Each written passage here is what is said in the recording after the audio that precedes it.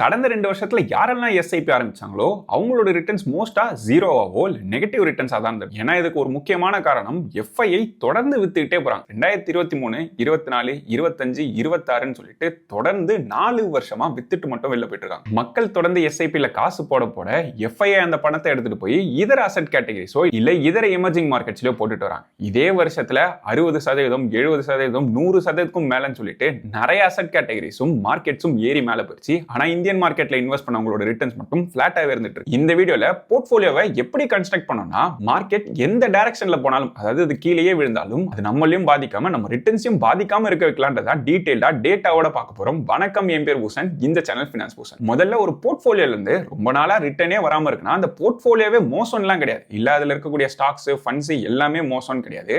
Most கேசஸ்ல அது இன்கம்ப்ளீட்டா இருக்கும். அதாவது மோசமான போர்ட்ஃபோலியோக்கும் இன்கம்ப்ளீட் போர்ட்ஃபோலியோக்கும் வித்தியாசம் இருக்கு. அதை புரிஞ்சிக்க ஒரு ரொம்ப சிம்பிளான ஸ்டோரி எடுத்து. ஒரு தெருமுனையில 2 கடை இருக்குன்னு அசியூம் பண்ணிக்கலாம். ஒன்னு ஐஸ்கிரீம் விற்கிற கடை, இன்னொன்னு ரெயின்கோட் கடை. இப்போ நல்ல வெயில் காலத்தப்போ ஐஸ்கிரீம் வியாபாரம் அதிகமா நடக்கும். அந்த கடைக்கு லாபம் அதிகமா இருந்திருக்கும். ஆனா ரெயின்கோட் கடையில ஆளுங்களே போயிருக்க மாட்டாங்க. சுத்தமா வியாபாரம் எதுவும் நடக்காது. ஒருவேளை மழை காலம் வந்ததுன்னா ரெயின்கோட் கடை நல்ல வியாபாரம் ஆகும். ஆனா இந்த ஐஸ்கிரீம் விற்கிற கடையில பெருசா எந்த வியாபாரமும் லாபமும் நடந்துட்டு இருக்கு. ஆனா அன்பார்ச்சுனேட்லி பெரும்பாலான ரீட்டைல் இன்வெஸ்டர்ஸ் போர்ட்ஃபோலியோ ஏதோ ஒரு பர்டிகுலர் கடையா மட்டும் தான் இருக்கு. அதாவது ரெயின்கோட் கடையை மட்டும் தான் அவங்க ஓன் பண்றாங்கன்னு வச்சுக்கோங்களேன். ரொம்ப நாளா மழையே இல்லாம இருக்கிறதுனால ஐஸ்கிரீம் கடைலாம் நல்லா வியாபாரம் ஆயிட்டு இருக்கு. அதாவது இதர மார்க்கெட்ல நல்லா போகும்போது இந்தியன் மார்க்கெட்ல எதுவுமே நடக்காம இருக்கு. இததான் காரலேஷன் சொல்லுவாங்க. அதாவது ஒரு விஷயம் நல்லா பெர்ஃபார்ம் பண்ணும்போது இன்னொரு விஷயம் அதே காரணங்களுக்காக நல்லா பெர்ஃபார்ம் பண்ணாமலும் இருக்கலாம். உதாரணத்துக்கு சொல்லணும்னா ஈரான் யூஎஸ் வார் எடுத்துக்கலாம், இல்லனா டாலர் வீக் ஆகிறது எடுத்துக்கலாம். இந்த காரணத்தினால இந்தியன் மார்க்கெட்ல பெரிய அன்சர்டனிட்டில மார்க்கெட் தொடர்ந்து விழுந்துட்டே இருக்கு. ஆனா டாலர் வீக் ஆகிற அதே காரணத்தினால எஃப்ஐஐ அந்த பணத்தெல்லாம் எடுத்துட்டு போயிட்டு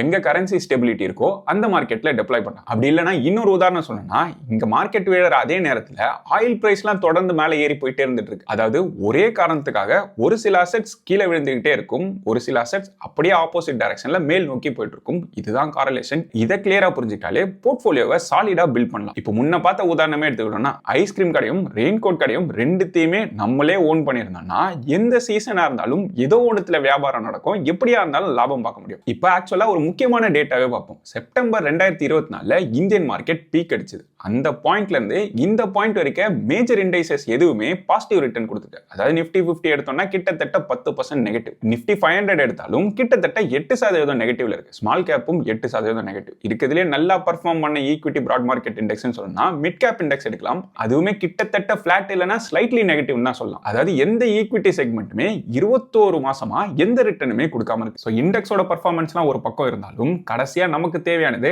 நம்மளோட போர்ட்ஃபோலியோ என்ன ரிட்டர்ன் கொடுத்ததுன்றது மட்டும் தான். அதே டைம் பீரியடுக்கு நம்ம போர்ட்ஃபோலியோல ரிட்டர்ன் வந்ததா இல்லையான்றதை மட்டும் தான் நம்ம கவனிக்கிற மாதிரி இருக்கும். வேணா இதுக்குமே ஒரு ரியல் டேட்டாவே எடுத்து கம்பேர் பண்ணுவோம். என்னோட போர்ட்ஃபோலியோவே ரெஃபரன்ஸ்க்கு எடுத்துக்கலாம். அதாவது அதே செப்டம்பர் பீரியட்ல இருந்து இந்த பாயிண்ட் வரைக்கும் ஏன் போர்ட்ஃபோலியோல இருந்து என்ன ரிட்டர்ன் வருதுன்றதை இங்க பார்க்க முடியும். இதை எந்த பெஞ்ச்மார்க் கூட கம்பேர் பண்ணணும்ன்றதையும் நம்ம செலக்ட் பண்ணிக்கலாம். இப்போ நிஃப்டி 50 கூட கம்பேர் பண்ணா என்னோட போர்ட்ஃபோலியோ பெட்டரான ரிட்டர்ன் கொடுத்துருக்கு. நிஃப்டி ஸ்மால் கேப் கூட கம்பேர் பண்ணாலும் பெட்டரான ரிட்டர்ன்ஸ் தான். மிட் கேப் கூட பார்த்தாலுமே நல்ல ரிட்டர்ன்ஸ்னே சொல்லலாம். ஸோ பிராட் மார்க்கெட்டே கீழே விழுந்துட்டு இருந்தாலும் போர்ட்ஃபோலியோ ஓரளவுக்கு ஸ்டேபிளான பர்ஃபார்மன்ஸ் கொடுத்துருக்குன்னே சொல்லலாம். ஆனா இங்க ஒரு இன்ட்ரெஸ்டிங்கான இன்னொரு இண்டெக்ஸை நம்ம மிஸ் பண்ணிட்டோம். அதுதான் கவர்மெண்ட் செக்யூரிட்டிஸோட காம்போசிட் இண்டெக்ஸ். அதாவது இந்தியன் கவர்மெண்டோட பாண்ட்ஸ் ரெப்ரசென்ட் பண்ணக்கூடிய இண்டெக்ஸ் தான் இந்த இண்டெக்ஸ். இது மட்டும் தான் ஈக்விட்டியை விட பெட்டரான பர்ஃபார்மன்ஸை கடந்த 2 வருஷமா தொடர்ந்து கொடுத்துருக்கு. இண்டெக்ஸை அப்படியே ஞாபகத்தில் வச்சுக்கோங்க. இன்னும் கொஞ்ச நேரத்துல இதே வீடியோல அதை பத்தியும் கவர் பண்ணுவோம். இன்ஃபேக்ட் இந்த பாயிண்ட்ல நம்ம இங்க பாக்குறது என்னோட ஒரே ஒரு broker அக்கௌண்ட்ல இருக்கக்கூடிய டீடைல்ஸ் மட்டும் தான். இதுல யூஎஸ் மார்க்கெட்டோ இல்ல ஃபாரின் ஈக்விட்டியோ சுத்தமா இன்க்ளூட் ஆகும். ஃபாரின் ஈக்விட்டி இந்தியன் மார்க்கெட் கூட கம்பேர் பண்ணும்போது கடந்த 2 வருஷமாவே இன்னுமே நல்ல ரிட்டர்ன்ஸ் கொடுத்ததுனே சொல்லலாம். சோ ஓவரால் ரிட்டர்ன்ஸ் இந்த கர்வை காட்டிலும் அதிகமா வந்ததுனே சொல்லலாம். அதாவது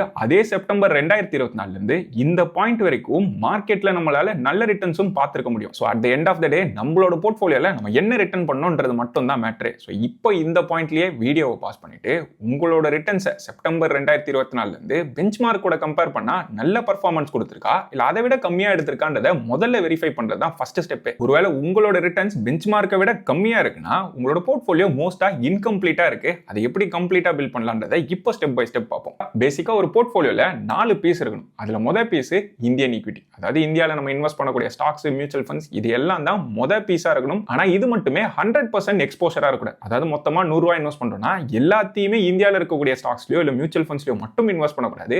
இதுக்கான அலோகேஷனை 50ல இருந்து 60% வரைக்கும் கொடுத்துக்கலாம். அதுலயும் போர்ட்ஃபோலியோவை எவ்வளவு சிம்பிளா வச்சிருக்கோமோ அவ்வளவும் நமக்கு பெட்டர். அதாவது ஒரு நல்ல ஃபிளெக்ஸி கேப் ஃபண்டோ இல்ல ஒரு மல்டி அசெட் ஃபண்டோன்னு சொல்லிட்டு ப்ராப்பரா டைவர்சிஃபைடா ஒரு கோர் போர்ட்ஃபோலியோவும் அதுக்கு மேல இண்டிவிஜுவல் ஸ்டாக்ஸோ இல்ல வேற ஏதாவது ஃபண்ட்ஸ் ஆட் பண்ணணும்னா ஆட் பண்ணிக்கலாம். ஏன்னா வளரக்கூடிய எக்கானமில நம்ம நல்ல வெல்த் பில்ட் பண்ணணும்னா ஈக்விட்டிக்கு தான் அதிகமான அலோகேஷன் கொடுக்கணும். அதனால இந்தியன் ஈக்விட்டிக்கு 50ல இருந்து 60% வரைக்கும் அலோகேட் பண்ணி. இதுக்கு அடுத்த பீஸ் தான் இன்டர்நேஷனல் ஈக்விட்டி. இப்போ கடந்த 2 வருஷம் மட்டும் எடுத்தோம்னா S&P 500 இல்ல நாஸ்டாக் 100 எடுத்தோம்னா 40% 50% சொல்லிட்டு டாலர் டேர்ம்ல ரிட்டர்ன் கொடுத்து. இது டாலர் டேர்ம்ல மட்டும் தான். ஆனா இந்தியால இருந்து ஒருத்தர் இந்த இண்டெக்ஸ்ல இன்வெஸ்ட் பண்ணியிருந்தாருன்னா கரன்சி டிப்ரிசியேஷனும் சேர்த்தோம்னா இன்னும் ஒரு 10ல இருந்து 15% வரைக்கும் அதிகமான ரிட்டர்ன் வந்திருக்கும். ஸோ நார்மலா S&P 500 44% ரிட்டர்ன் கொடுத்திருந்ததுன்னா இந்தியன் இன்வெஸ்டருக்கு 64% சொல்லிட்டு அவரோட ரிட்டர்ன்ஸ் இருந்திருக்கும். ஸோ கரன்சி டிப்ரிசியேஷனும் இங்க ஹெட்ஜ் ஆக்டா இருக்கும். அதாவது முன்னாடி ஒரு ஸ்டோரி பார்த்திருப்போம், ஐஸ்கிரீம் கடையும் ரெயின் கோட் கடையும் சொல்லிருப்போம்ல, அதே கோரிலேஷன் தான் இங்க ஒர்க் ஆகுது. ஒரு பக்கம் US டாலருக்கு அகைன்ஸ்டா இந்திய ரூபாய் வீக் ஆகுறதுனால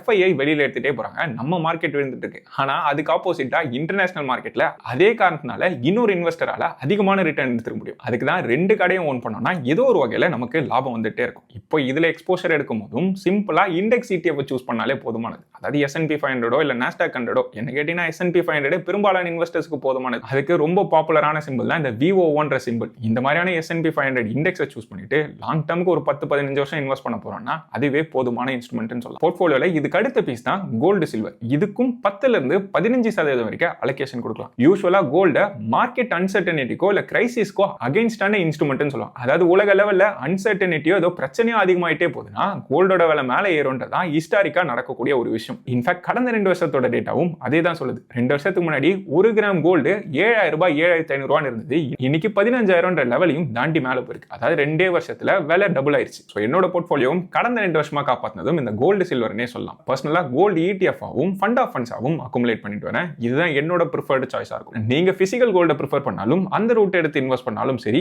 இந்த 10-15% அலோகேஷன் கோல்டு சில்வருக்கு கொடுத்துதான் ஆகணும். இதுக்கு அடுத்த முக்கியமான பீஸ் தான் டெட் இன்ஸ்ட்ருமெண்ட். அதாவது நம்மளோட மொத்த போர்ட்ஃபோலியோவோட ஷாக் அப்சர்வரே இந்த இன்ஸ்ட்ருமெண்ட்னு சொல்லலாம். இது மோஸ்டா அண்டர் ரேட்டட்னே சொல்லலாம். நிறைய ரீட்டைல் இன்வெஸ்டர்ஸ் இதை சுத்தமா கான்சென்ட்ரேட் பண்ண மாட்டாங்க. இதுலயுமே குறைஞ்சது 10ல இருந்து 15% அலோகேஷன் கொடுத்தே ஆகணும். ஸோ ஆரம்பத்தில் பெஞ்ச்மார்க் பர்ஃபார்மன்சஸ் எல்லாம் பார்க்கும்போது GS செக்யூரிட்டின்னு ஒரு லைன் பார்த்திருப்போம். தொடர்ந்து அது பாசிட்டிவா மட்டும் மேல் நோக்கியே போற மாதிரி ஒரு லைன் பார்த்திருப்போம். இதுதான் இந்த டெட் இன்ஸ்ட்ருமெண்டோட ஒரு முக்கியமான பர்பஸ்னே சொல்லலாம். அதாவது நம்மளோட போர்ட்ஃபோலியோல ஸ்டெபிலிட்டி ஆட் பண்றதுக்கு டெட் கண்டிப்பா அவசியம். இதுக்கு நீங்க ஃபிக்ஸட் டெபாசிட்டோ இல்ல டெட் மியூச்சுவல் ஃபண்ட்ஸோ இல்ல பாண்ட்ஸ் மாதிரி எதை வேணாலும் ப்ரிஃபர் பண்ணலாம். இப்போ பாண்ட்ஸ்ல நீங்க இன்வெஸ்ட் பண்ணணும்னு நினைக்கிறீங்கன்னா அதுலயுமே சீனியர் செக்யூர் பாண்ட்ஸை ப்ரிஃபர் பண்றதுதான் பெட்டரான சாய்ஸா இருக்கும். அதுவும் இன்ட்ரெஸ்ட் ரேட் சைக்கிள் எப்போ அட்ராக்டிவா இருக்கோ அந்த பாயிண்ட்ல அதிகமா பாண்ட்ஸ்ல இன்வெஸ்ட் பண்ணி விடலாம். ஒருவேளை பாண்ட்ஸ்ல இன்வெஸ்ட் பண்ணணும்னு நினைக்கிறீங்கன்னா அது எங்க இருந்து ஆரம்பிக்கணும்னு தெரியலனா இந்த செக்மெண்டோட ஸ்பான்சரான வின்ட்வெல்த் பிளாட்ஃபார்மை செக் பண்ணி பார்க்கலாம். இங்க அசெட் பேக்டாவே நிறைய பாண்ட்ஸை லிஸ்ட் பண்ணி வச்சிருக்காங்க. முன்னாடி எல்லாம் கார்ப்பரேட் பாண்ட்ஸ் வாங்கினா இன்ஸ்டிடியூஷனல் இன்வெஸ்டர்ஸ்க்கும் அதிக கேபிட்டல் கொண்ட பெரிய பெரிய இன்வெஸ்டர்ஸ்க்கும் மட்டும் தான் ஆக்சஸ் இருந்து. இப்போ செபி ரெகுலேஷன்ஸை சிம்பிளிஃபை பண்ணதால ரீட்டைல் இன்வெஸ்டர்ஸாலேயே சின்ன கேபிட்டல் இருந்து இன்வெஸ்ட் பண்ண ஆரம்பிக்க முடியும். இன்ஃபேக்ட் 5000 ரூபாய் 10000 சின்ன டிக்கெட் சைஸ்ல இருந்து வின்ட்வெல்த்ல உங்களால பாண்ட்ஸ்ல இன்வெஸ்ட் செய்ய முடியும். அதுவும் நீங்க சூஸ் பண்ணும்போதே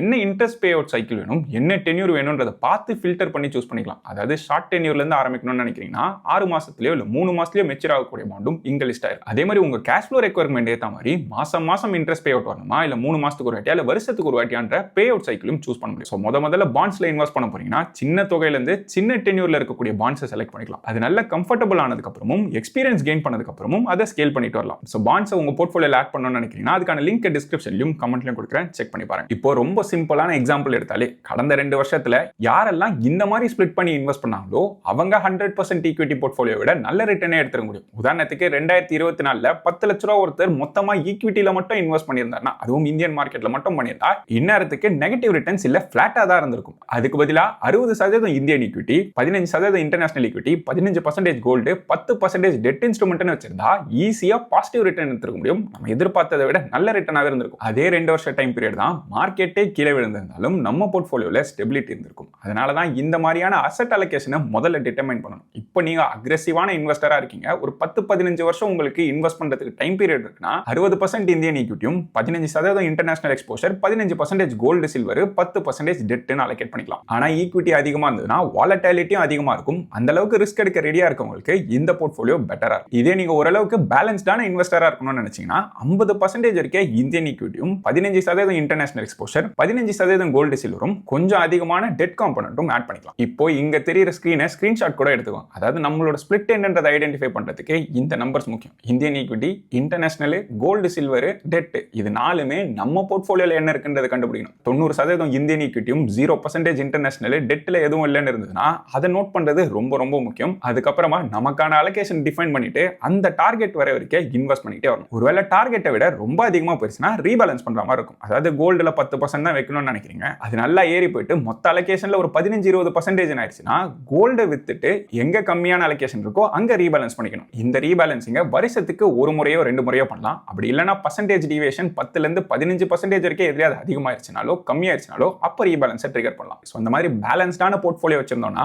மார்க்கெட்டே 20-30% விழுந்தாலும் நம்ம போர்ட்ஃபோலியோல பெருசா அடி விழுந்திருக்காது. அதே நேரத்தில் டெட்டில் போதுமான அலோகேஷன் இருந்ததுன்னா மார்க்கெட் விழும்போது டெட்டில் இருந்து எடுத்து இங்க இன்வெஸ்ட் பண்றதுக்கான லிக்விடிட்டியுமே கிடைக்கும். அதுலயும் டெட் இன்ஸ்ட்ருமெண்ட்ஸ்ல பாண்டை இன்க்ளூட் பண்ணணும்னு நினைக்கிறீங்கன்னா வின்வெல்த்தை கண்டிப்பா செக் பண்ணி பாருங்க. அதுக்கான லிங்க் கீழே டிஸ்கிரிப்ஷன்லயும் கமெண்ட்ல கொடுங்க. இது வரைக்கும் இந்த வீடியோல பார்த்த இன்ஃபர்மேஷன் யூஸ்ஃபுல்லா இருக்குன்னு தோணுச்சுன்னா இந்த வீடியோவை லைக் பண்ணுங்க. இந்த சேனலுக்கு இது வரைக்கும் சப்ஸ்கிரைப் பண்ணா சப்ஸ்கிரைப் பட்டனை கிளிக் பண்ணிட்டு பக்கத்துல இருக்க பெல் ஐகானை கிளிக் பண்ணி ஆல் என்ற செலக்ட் பண்ணினா இந்த சேனல்ல போடக்கூடிய புது வீடியோஸ் நோட்டிஃபிகேஷன் உடனே வந்து சேரும். நன்றி மக்களே. Fixed returns do not constitute guaranteed or assured returns. Investments in corporate debt securities, municipal debt securities, and securitized debt instruments are subject to credit risks, market risks, and default risks, including delay and/or default in payment.